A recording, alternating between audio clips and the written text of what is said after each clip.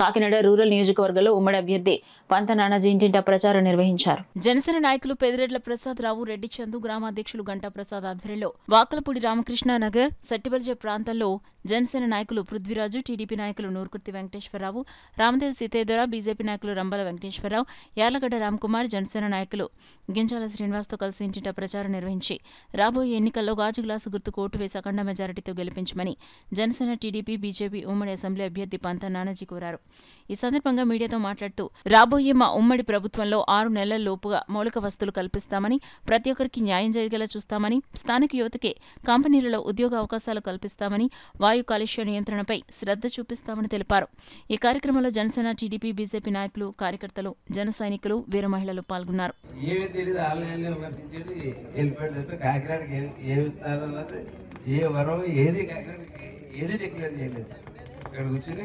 వచ్చి కాకినాడకి ఏమీ డిక్లేర్ చేయకుండా ఏమీ చెప్పకుండా పార్టీ మాటలు మాట్లాడుకుని వెళ్ళిపోయాడు.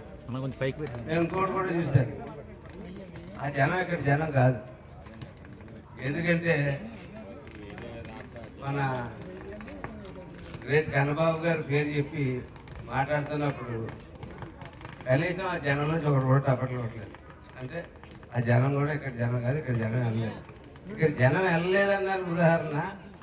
ఈవేళ మీరు బైక్ పెట్టుకుని మీరు ఈ పెట్టుకుని ఊరు తిరిగితే చెప్తారు ఏ ఊర్లో ఎన్ని బస్సులు ఆగిపోయి, ఏ ఊర్లో 8 బస్సులకి 7 చొప్పున ఎక్కారు.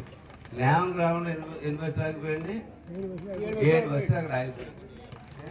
కొవ్వూరు 12 బస్సులు, 14 బస్సులు పోతే 12 బస్సులు ఆగిపోయాయి అక్కడ.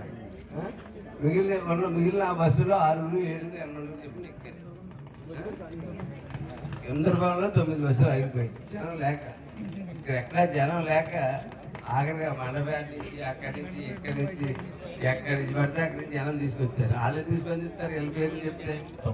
ఎందుకంటే ప్రతిపక్షం కూడా ఉంటేనే మా పాలక పక్షానికి అద్భుతంగా ఉంటుంది. రేపు జూన్ 4వ తారీఖున వర్డిక్ట్ అద్భుతంగా ఉంటుంది తీర్పు. మేము చూసిన వాటిల్లో ఎక్కడికైనా అంటే ఉత్తరాంధ్ర నుంచి శ్రీకాకుళం, విజయనగరం, వైజాగ్, అనకాపల్లి, అంటే కొత్తగా ఏంటంటే నెల్లూరు, చిత్తూరులో కూడా స్వీప్, ఒంగోలు స్వీప్, కృష్ణా గుంటూరులో అయితే ఇది చెప్పక్కర్లా.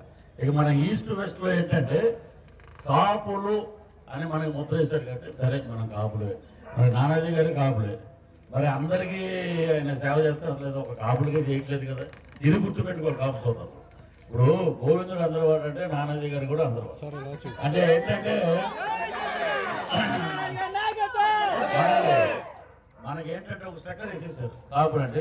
ఆ దళితులు 100 మంది పోయారు, అక్కడ పోయారు, టోల్ గేట్ టికెట్లు కొట్టుకునేటట్టు. ఆడన్నా కొంచెం నిజాయితీ ఉంటుంది. ఎమ్మెల్యే వస్తే వదిలేస్తాడు, ఎంపీ వస్తే వదిలేస్తాడు ఏదో బోర్డులు చూసి. ఇవి మన ముద్రగడ్డ అలా కాదు. ఇతను ఏంటంటే గొడతాల వరకు వచ్చేసాడు. ఆఖరికి ఏం చేస్తాం, మనం దౌర్భాగ్యం చేస్తే ఆ పచ్చడి జాడీలు ఇవ్వటం, అందరికి భోజనాలు ఇవ్వటం తప్ప ఇంకోటి ఏం రాదు అతనికి. సో కాపు నాయకుడు అంటే ఒక్కొక్క నియోజకవర్గంలో ప్రజలను ఆదుకుని కాపు కులానికి సంబంధించిన వాడే నాయకుడు. కాబట్టి రూరల్కి పంత నానాజీ గారే కాపు నాయకుడు. మొత్తం రోడ్డు అన్ని బ్లాక్ చేసినా కానీ ఆదిత్య స్టూడెంట్స్ బయటకు వదిలితే అనుకోకుండా ఏంటంటే వచ్చిన వాళ్ళందరూ మన జన సైనికులు, పవన్ కళ్యాణ్ ఫ్యాన్స్. పవన్ కళ్యాణ్ గురించి జైలు కొట్టారని అందులో ఒక స్టూడెంట్ని వేళ సస్పెండ్ చేశారు.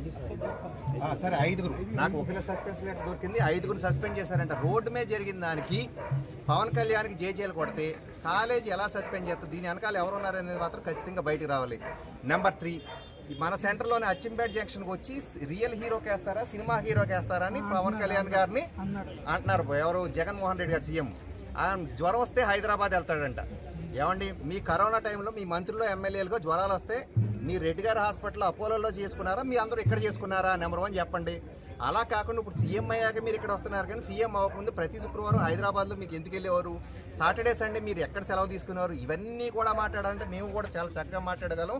హైదరాబాద్ అనేది ఉమ్మడి రాజధాని కాబట్టి అక్కడ ఏమైనా పనులు ఉంటే వెళ్తూ ఉంటారు, వస్తుంటారు. కానీ నిరంతరం ఇక్కడే అవైలబుల్లో ఉంటాను పవన్ కళ్యాణ్ చెప్తున్నారు. పిఠాపురం నా స్వగ్రామం, దీన్ని పూర్తిగా అభివృద్ధి చేస్తా అంటున్నారు. జై పవన్ కళ్యాణ్. వెనకాల మేము అందరం ఉన్నాం. ఖచ్చితంగా వారి కోసం మేము అందరూ కూడా పాటుపడి నెగ్గించుకుంటాం. అలాగే ఆ పార్టీ తరపున పంత నానాజీ గారు కూడా అసెంబ్లీలో ఉన్నారు కాబట్టి ఇక్కడ ఆయన కానీ ఇక్కడ ఉన్న ఎంపీ సీటు కానీ ఖచ్చితంగా గెలవడం. మీరు ఎంత పిచ్చి చేస్తే మేము ఇంకా రెచ్చిపోతూ ఉంటాం, ఇంకా ఎక్కువ అత్యధిక మెజార్టీతో గెలిపించుకుంటాం. దయచేసి ప్రజలందరూ రిక్వెస్ట్ చేస్తుంది ఏంటంటే, ఇప్పటివరకు గుర్తు రాలేదు వాకర్పూడిలో చాలా మంది కిల స్థానంలో ద్రోహం జరిగింది. అరుగులు ఎవరికి కిల స్థానాలు రాలా వాకర్పూడి విలేజ్. ఇవాళ వాళ్ళందరినీ పిలిచి మీకు పలానా చోట కేటాయించేస్తున్నా, వెళ్ళి మీ ఫోటోలు తీసుకోకుండా వెళ్ళి ఇక్కడ ఆక్యుపై చేసుకోండి, మీరు ఇల్లు కట్టేసుకోండి అంటే పొలం పెడుతున్నారు.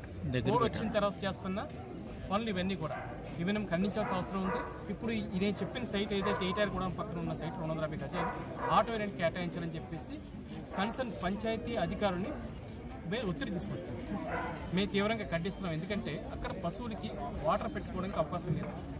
సుమారు వాకలపూడి విలేజ్లో తక్కువ 2000 పశువుల పైన ఇవాళ మిల్క్ క్యాట్లు ఉన్నాయి. వాటికి తాగునీటికి చాలా కష్టం ఉంది. ఆ చెరువు ఉన్నప్పుడు బాగుండేది, చెరువు లేకపోవడం వల్ల ఆల్టర్నేటివ్ అడిగారు. రైతులు అడిగిన ఆ ప్లేస్లోనే ఇవాళ ఆటో యూనియన్కి స్థలం ఇస్తామని చెప్పి అంటున్నాం. సో ఇది చాలా ఎక్కడో ఉన్న ఆటో యూనియన్కి స్థలం ఇవ్వడం కానీ ఇక్కడ ఉన్న పశువులకి మీ మిల్క్ క్యాట్లకి వాటర్ ఫెసిలిటీ ఇవ్వాలని అడుగుతుంటే దీన్ని పక్కన పెట్టి దాన్ని ప్రజలు పెడుతున్నాం పంచాయతీ. ఇది ఇల్లీగల్ కోడ్ ఉల్లంఘించడమే. ఇది ఎప్పుడో జరగలే. గత వారం రోజుల నుంచి పంచాయతీ సిబ్బందులు ఇబ్బంది పడుతూ ఉన్నారు.